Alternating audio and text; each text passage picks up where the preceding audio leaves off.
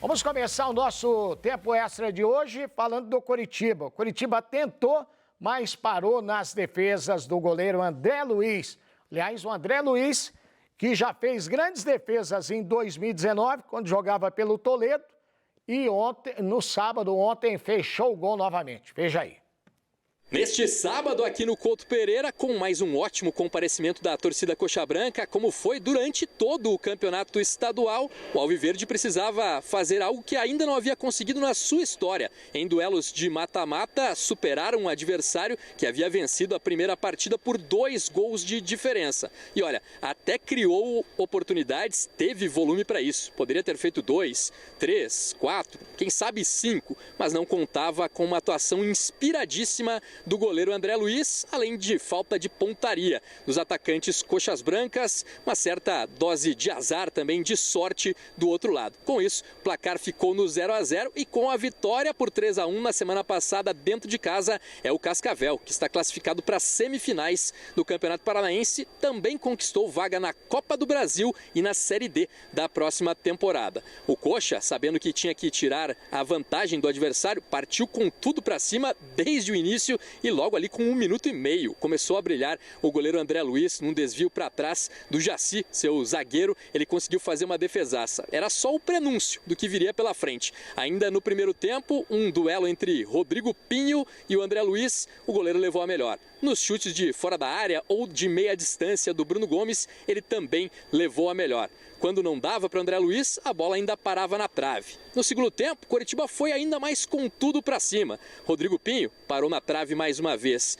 Zagueiros começaram a ajudar, muita gente protegendo a área do FC Cascavel, e quando não eram defesas milagrosas do goleiro, tinha sempre o pé de um zagueiro para afastar, para manter o placar de 0-0 e o nervosismo aumentando.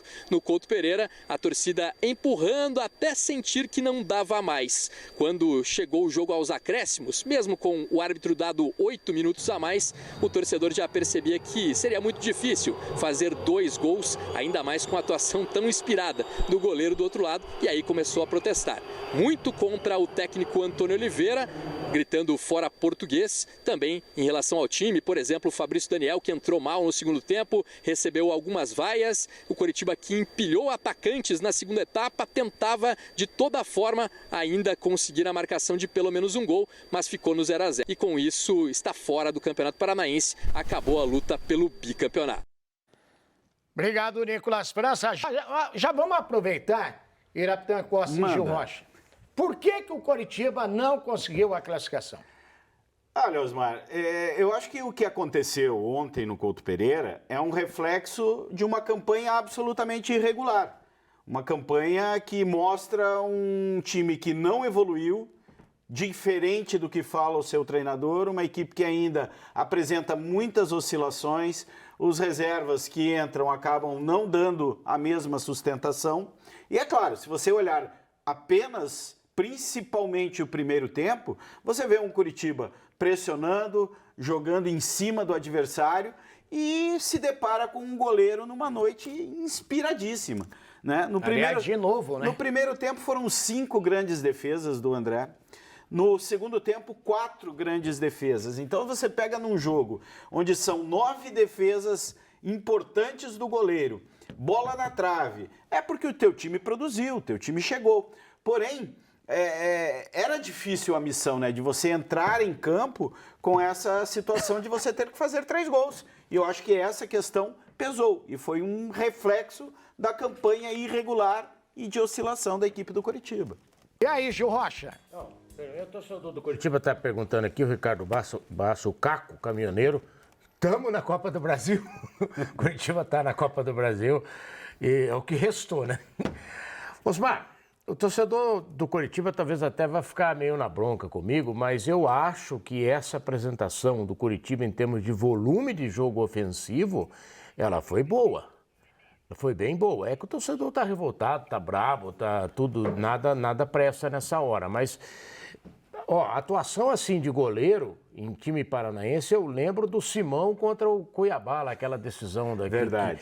Que foi um troço extraordinário, assim, o Simão do Operário. Né? Mas o André E o André mesmo. Luiz, não, mas a Pelo terceira, Toledo. a do Simão é incomparável. Você vê os melhores momentos daquele jogo. Essa do André Luiz se compara e também teve a do André Luiz contra o Toledo, decisão de turno. Bom, e o Antônio Oliveira realmente não tem boas lembranças do Cascavel, né? Mais que uma foi vez. o time que eliminou o Atlético do Antônio Oliveira em edição passada do Campeonato Paranaense. Agora, eu acho que depende muito, assim, tem que manter a calma nessa hora, eu acho que depende muito do jogo de terça-feira. Me parece que se o Coritiba tiver esse volume de jogo contra o Criciúma, ele consegue a vitória no Couto Pereira.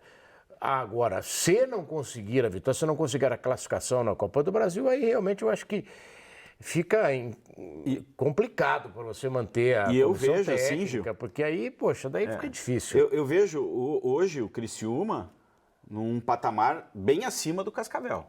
Sem dúvida. Né? E assim, tudo bem, teve o volume de jogo, teve as oportunidades, e aí o tempo vai passando e começa a pintar o nervosismo, mas o que marcou em relação ao Antônio Oliveira para gerar as vaias... Foi o 3-1 lá, né? E mais do que a eliminação, foi o momento em que ele tira o Caio César e coloca o Fabrício. E o Fabrício entra, mas entra de uma forma muito, mas muito ruim, errando todas as finalizações. Mas aí a culpa não é do treinador. Não é do treinador, mas ele fez a escolha. No treino, o cara tem ido bem, né? E eu acho que ele entrou justamente para isso, para mudar a característica. O Caio César é aquele jogador do drible, do 1 para 1, e entrou o Fabrício para ser o cara para o arremate de média e longa distância. Que é mais querido da torcida. E não deu certo. Aí entra o Marcelino Moreno, que ao meu ver ainda está longe de emplacar com a camisa do Coritiba, e faz mais uma jornada muito, mas muito fraca. Então o Coritiba, que já tinha dificuldades e que não conseguia chegar ao gol, ele cai de produção. Mantém a mesma estrutura, mantém a mesma plataforma de jogo, mas cai de produção. Cai de produção. O Aleph Manga abaixo do que normalmente ele produz, né? E o Pinho acabou... Essa defesa aí foi sensacional, porque ela desvia no zagueiro. Foi um cabeceio do Cadorini com o desvio do zagueiro. Isso, e essa o zagueiro não salva. Essa o zagueiro salva. E teve o Pinho um duelo à parte com o goleiro. Ele foi tentando de uma, de outra, e no segundo tempo, quando ele tenta uma e a bola vai no travessão com o goleiro batido, parece que é aquela situação. Ó, hoje a bola não vai entrar. Hoje não vai entrar. Mas o André Luiz é um bom goleiro, sem dúvida é um bom goleiro, e teve uma noite realmente de gala. Agora, o problema, claro, né?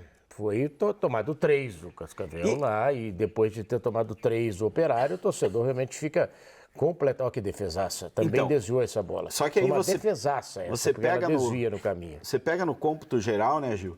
O Coritiba, nos últimos 6 jogos do Campeonato Paranaense, ele marcou 2 gols. Então, e tomou... É muito pouco. Fez 1-0 no Londrina, daquela forma, num que jogo Londrina, apertado. o pior Londrina dos últimos tempos, né? E fez o gol em Cascavel na derrota por 3-1. Nas outras partidas ele fracassou, ele não conseguiu balançar as redes. Então, é o que eu vejo assim, uma equipe que tem o potencial ofensivo que tem o Coritiba, tem que meter bola na rede. Independente do goleiro adversário fazer milagre, uma hora tem que conseguir fazer o gol. E o Coritiba simplesmente não fez. Então, eu acho que não é só essa questão, né, do atacante não estar numa noite inspirada, do goleiro adversário estar inspiradíssimo, mas eu acho que falta muito para o Coritiba, pensando lá na frente, pensando em Campeonato Brasileiro. Tem pergunta aí na tela para o Gil e Irapitã. César Garcia. Boa noite, Gil. Se o Coritiba perder para o Criciúma, deve trocar o treinador Antônio Oliveira? Deve. Deve trocar? Deve. Aí não tem mais jeito. Eu acho que não, porque aí, poxa, o ambiente vai ficar difícil de se preparar para o Campeonato Brasileiro. Vai ficar difícil, muito difícil. Primeiro que, desde lá de trás, assim, eu já achei meio esquisito. O Guto veio, é um treinador experiente, salvou o Coritiba do rebaixamento, fez o trabalho que foi proposto, e aí, do nada, depois de virar o ano, enfim... O Antônio Oliveira, quando chegou, já veio com essa desconfiança por parte do torcedor. Sim. E aí, até agora, não está engrenando. Esse jogo do Cascavel, eu repito, acho que o treinador é o menos culpado. Botou volume de jogo, tentou, variou jogadas, isso tudo Então aconteceu. eu tenho outra pergunta para vocês dois. Agora, a irregularidade que o Irapuã citou é que é o problema do Coritiba, né? E eu tenho uma pergunta para vocês dois. Se o Coritiba ganhar do Criciúma, mas ganhar mais ou menos, tá?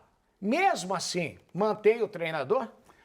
Porque daí tem menos de um mês para iniciar o Campeonato Brasileiro. Osmar, eu sou assim, intimamente, eu sou frontalmente contra a mudança de treinador. Eu também não gosto. Porque eu acho que quando você faz a escolha em determinado profissional, você faz essa escolha calcado em suas convicções. Assim como o treinador escala o seu time em cima de convicções, a diretoria, quando vai buscar um profissional para gerir o seu clube, né, gerir o seu departamento de futebol, ela tem que ter convicção do perfil de trabalho, de como ele funciona, de como ele monta o seu time, se o Coritiba será um time reativo ou será um time propositivo, muda de campeonato paranaense para campeonato brasileiro. Então, assim, eu não gosto de colocar a pressão se passar pelo Criciúma, troca. Se não passar pelo Criciúma, sabe? Eu acho que o Coritiba, a sua diretoria tem que ter convicção.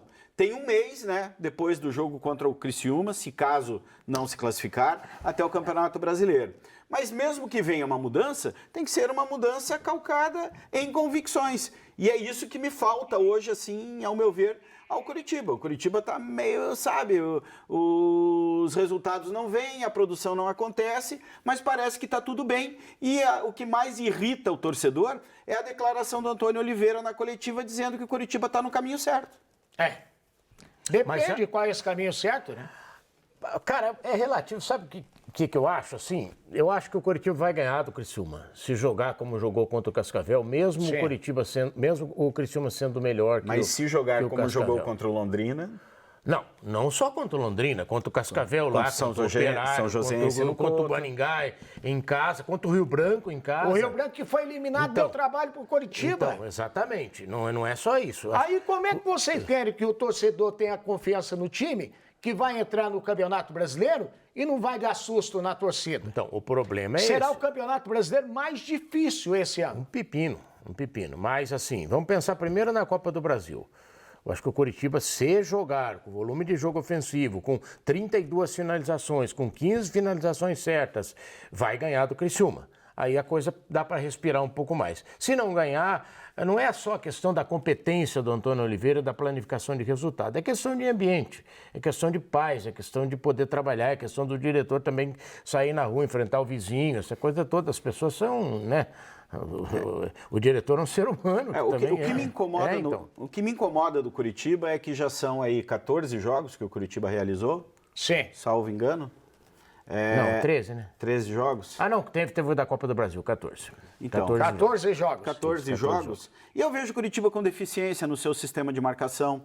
Os adversários encontram espaço para infiltração pelo meio-campo, né? O Marcelino, que era para ser o 10, não está sendo o 10. Tanto que nos melhores jogos do Coritiba, que foi na Copa do Brasil e no jogo contra o Cascavel, que infelizmente foi 0-0 para a torcida do Coritiba, o Robson entra nessa função e o Coritiba muda a sua configuração ofensiva. Então, essas situações assim que me geram, sabe? Eu não consigo ver a evolução que a comissão técnica do Coritiba enxerga. Eu também não estou vendo isso por enquanto, hein? Tomara que aconteça.